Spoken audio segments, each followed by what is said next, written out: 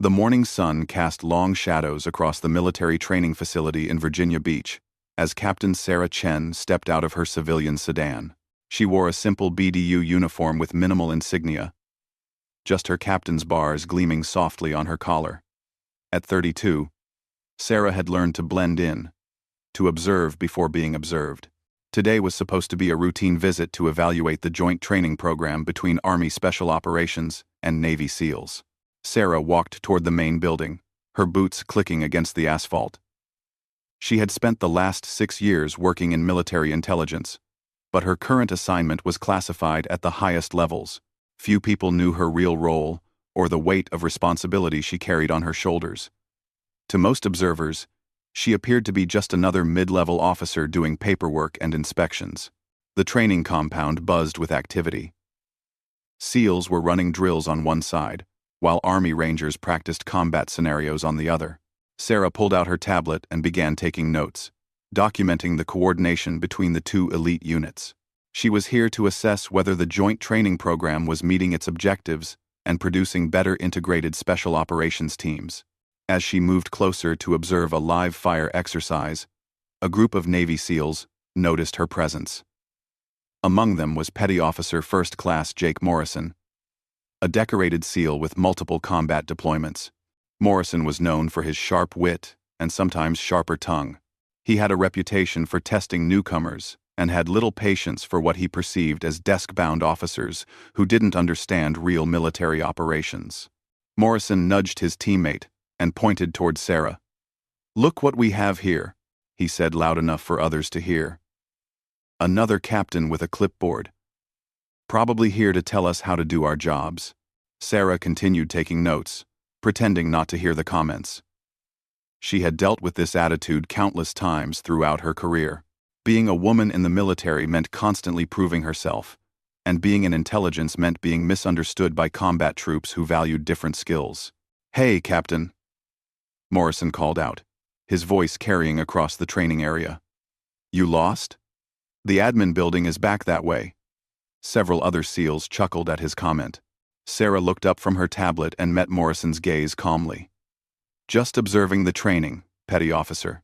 Carry on with your exercises." Morrison wasn't satisfied with her response. Something about her quiet confidence irritated him. "Observing? Huh? When was the last time you were in actual combat, Captain? Or do you just observe from behind a desk?" Other military personnel in the area began to notice the interaction.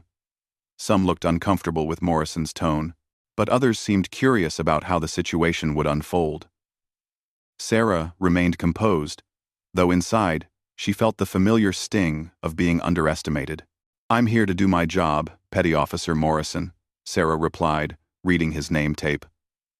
"I suggest you focus on yours." Morrison stepped closer, his chest puffed out with confidence. "My job? Lady, I've been downrange more times than you've probably left your base. I've seen real action while you've been playing with computers and writing reports. Don't come here acting like you understand what we do."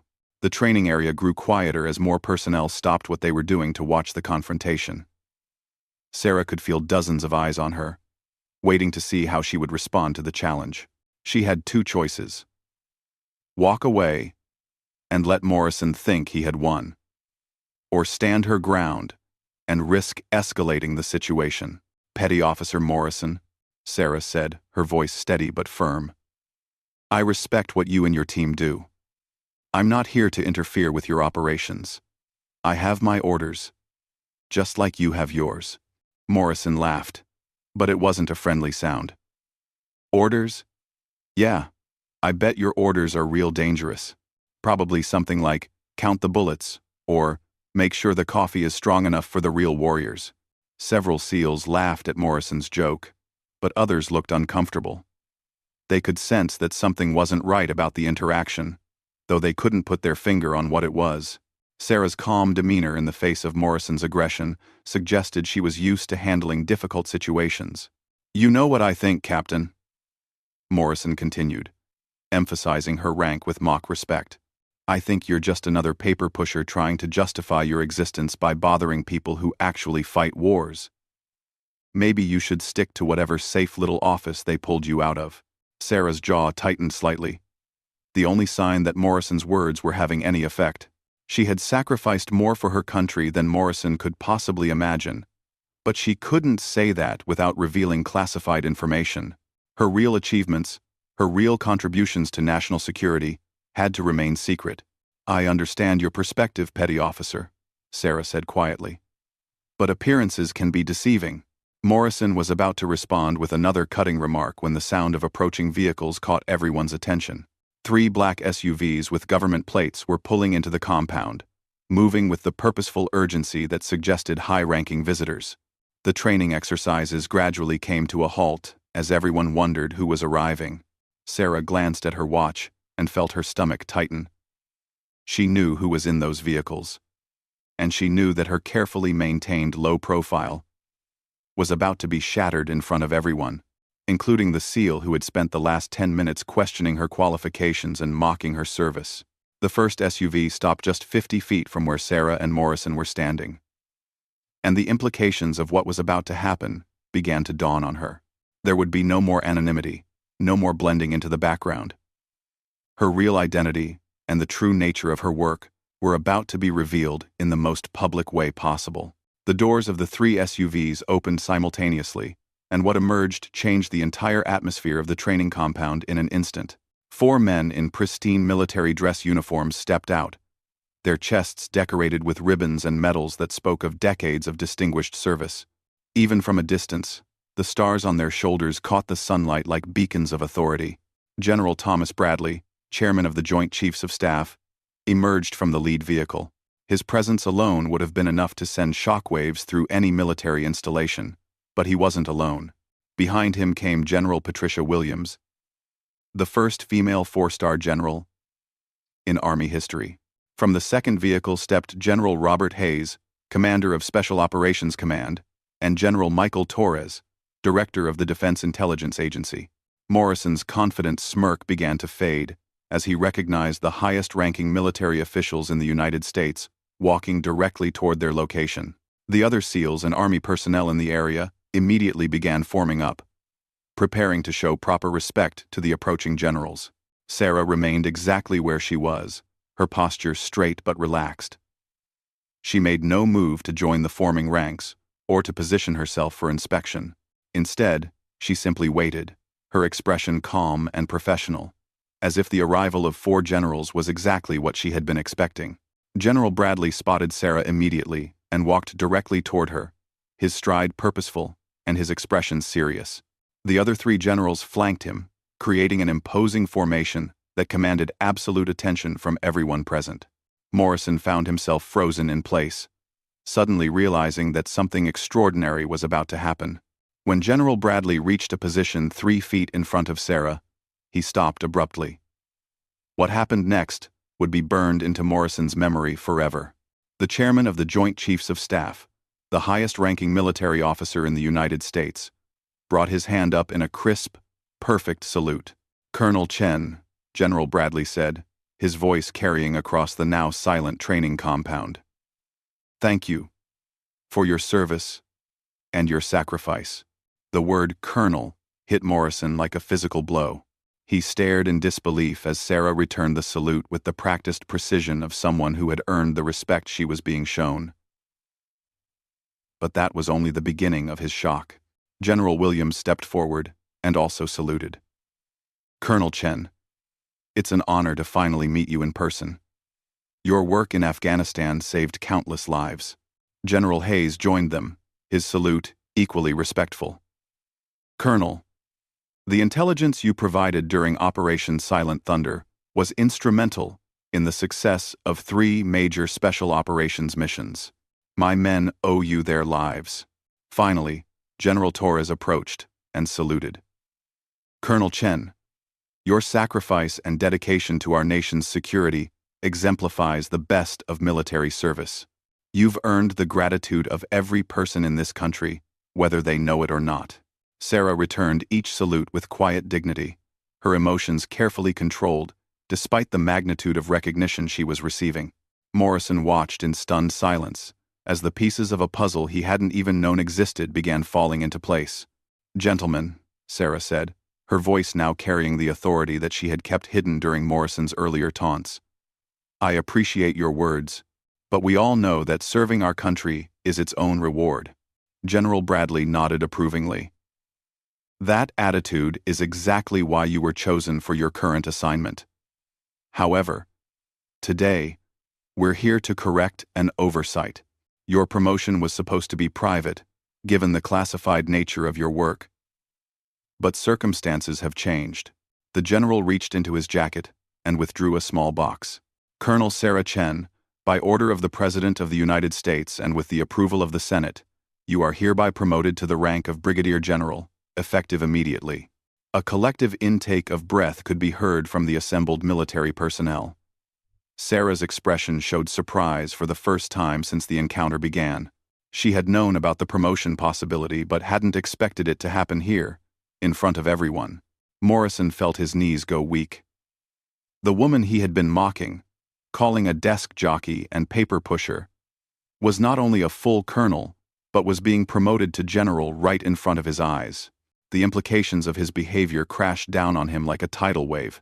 "Sarah," General Williams said, using her first name with the familiarity of someone who had worked closely with her, "your undercover work in military intelligence has been extraordinary. For the past 3 years, you've been operating behind enemy lines, gathering intelligence that has prevented terrorist attacks and saved American lives. Your cover required you to appear to be just another mid-level officer, but your real contributions to national security are immeasurable." General Hayes continued the explanation.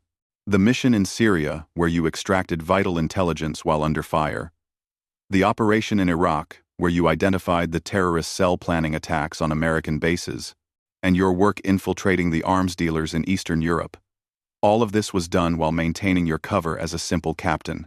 Sarah's eyes briefly met Morrison's, and he saw something in them that made his stomach turn.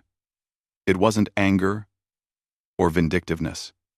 It was disappointment. Disappointment that a fellow service member had judged her so harshly without knowing anything about her service or sacrifices. General Torres opened a folder he was carrying. "Your record shows 14 months in active combat zones, 3 Purple Hearts for wounds received in action, 2 Bronze Stars for valor, and a Silver Star for gallantry in the face of enemy fire. You've been shot twice, survived an IED explosion that killed 2 members of your team, and continued your mission while suffering from a concussion and broken ribs." The training compound was now completely silent except for the wind rustling through the trees. Every person present was absorbing the magnitude of what they were hearing. Morrison felt physically sick as he remembered his comments about Sarah never seeing combat or being afraid to leave her desk. "The reason for today's ceremony," General Bradley explained, "is that Colonel Chen's cover has been blown due to intelligence leaks. She can no longer operate undercover, which means we can finally give her the recognition she has always deserved but could never receive." Sarah stepped forward as General Bradley opened the small box, revealing a single silver star. "Ma'am, it is my honor to pin these on you." As the generals took turns replacing Sarah's captain's bars with the insignia of a brigadier general, Morrison realized the full scope of his mistake. He had insulted not just a fellow service member, but one of the most decorated and accomplished officers in the United States military.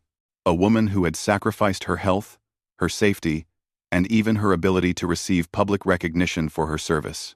The ceremony concluded with all 4 generals saluting the newly promoted Brigadier General Chen. She returned their salutes with the same calm professionalism she had shown throughout Morrison's earlier verbal assault. But now, everyone understood that her composure came not from inexperience, but from having faced far greater challenges than a mouthy Navy SEAL.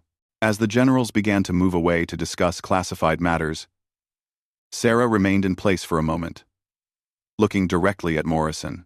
The weight of his behavior hung in the air between them, and he knew that an apology would never be sufficient for the disrespect he had shown to someone who had given so much for their country. After the generals departed to conduct their classified briefing, an uncomfortable silence settled over the training compound. The other military personnel gradually returned to their exercises, but the buzz of whispered conversations filled the air. Everyone was processing what they had witnessed, and many were looking at Morrison with expressions ranging from sympathy to disapproval. Morrison stood frozen in place, staring at the spot where Sarah had been standing just moments before. She had walked toward the administrative building with two of the generals, now wearing the star of a brigadier general on her uniform. The weight of his actions pressed down on him like a physical force, making it difficult to breathe. Petty Officer Second Class Maria Rodriguez, one of Morrison's teammates, approached him cautiously. "Jake, you okay, man? You look like you've seen a ghost." Morrison turned to Rodriguez, his face pale, and his usual confidence completely shattered. "Maria, I just spent 10 minutes insulting a war hero, a woman who's done more for this country than I could do in 10 lifetimes, and I called her a paper pusher." Rodriguez had witnessed the entire exchange and felt sympathy for her teammate's situation. "Look, you didn't know. Nobody knew. That was kind of the point of her being undercover. That doesn't make it right," Morrison said, his voice barely above a whisper. "I judged her based on her appearance, on what I thought I knew about her rank and her job. I made assumptions about her courage, her service, her sacrifices, and I was wrong about everything." As the afternoon progressed, word of what had happened spread throughout the base.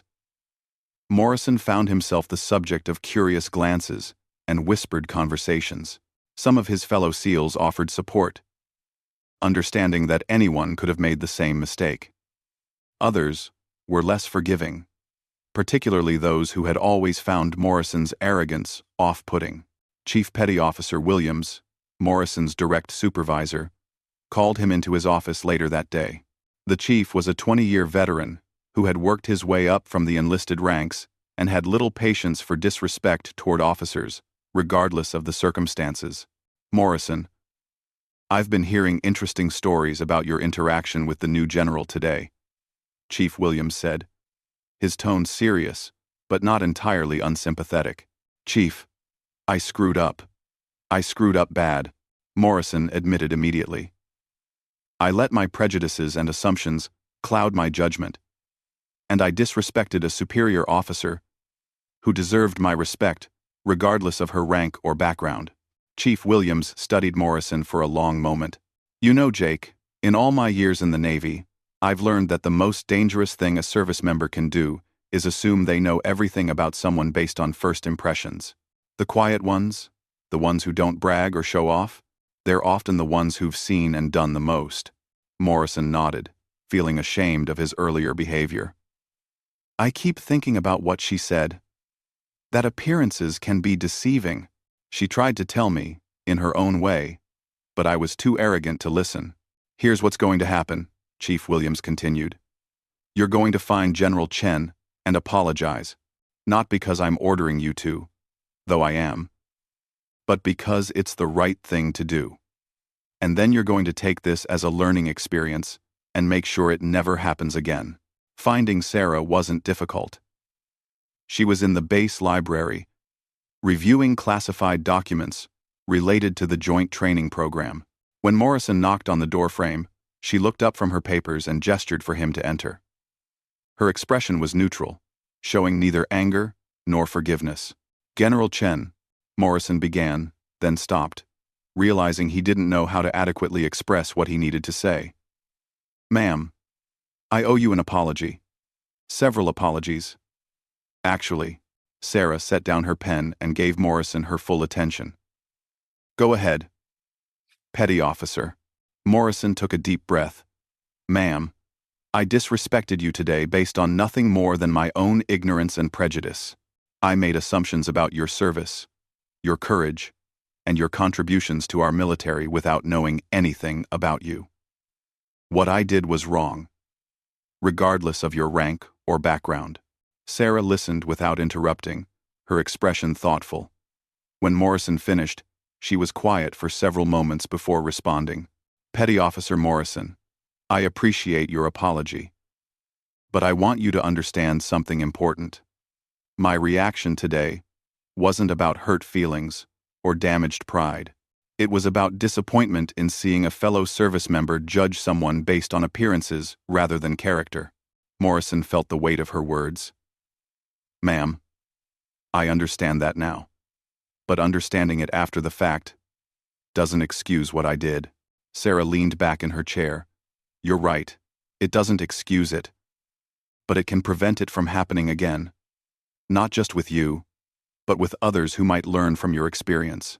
I've been thinking about what you said earlier, Morrison continued. About appearances being deceiving. The truth is, I've spent so much time building up my own image as a tough SEAL that I forgot to look beyond the surface with other people. Jake, Sarah said, using his first name for the first time. Can I tell you something about real strength? Real strength isn't about how loudly you can announce your achievements or how tough you can appear to others. Real strength is doing your job, serving your country, and protecting your fellow service members without needing recognition or praise. Morrison nodded, beginning to understand the lesson she was trying to teach him. Ma'am, is there anything I can do to make this right? I know I can't take back what I said, but I want to do better. Sarah smiled slightly, the first sign of warmth she had shown him. Actually, there is something. I'm going to be working with various units over the next few months, helping to improve intelligence sharing between special operations forces. I could use someone who understands the SEAL perspective and isn't afraid to speak honestly about what works and what doesn't. Morrison was surprised by the offer. You want me to work with you? After what I did today? Pete. Morrison, I want you to work with me because of what happened today, Sarah explained. You made a mistake, you recognized it, and you're trying to learn from it. Over the following weeks, Morrison worked closely with Sarah on improving intelligence protocols. He discovered that her quiet competence and deep understanding of military operations made her one of the most effective officers he had ever worked with. More importantly, he learned to look beyond his first impressions and to value the contributions of every service member, regardless of their rank, background, or appearance. The story of Morrison's encounter with General Chen became something of a legend on the base, not as a tale of humiliation, but as a lesson about respect, humility, and the danger of making assumptions. Morrison himself became one of the most vocal advocates for treating all service members with dignity, often sharing his own experience as a cautionary tale. General Chen continued her distinguished career, eventually becoming one of the most respected intelligence officers in the military. She never held Morrison's initial behavior against him, and often cited their professional relationship as an example of how people can grow and change when given the opportunity. The incident served as a reminder to everyone who heard the story that true heroism often comes disguised in quiet professionalism. That the most decorated warriors don't always wear their achievements on their sleeves, and that respect should be given not based on what we think we know about someone, but on the simple fact that we are all serving the same cause together.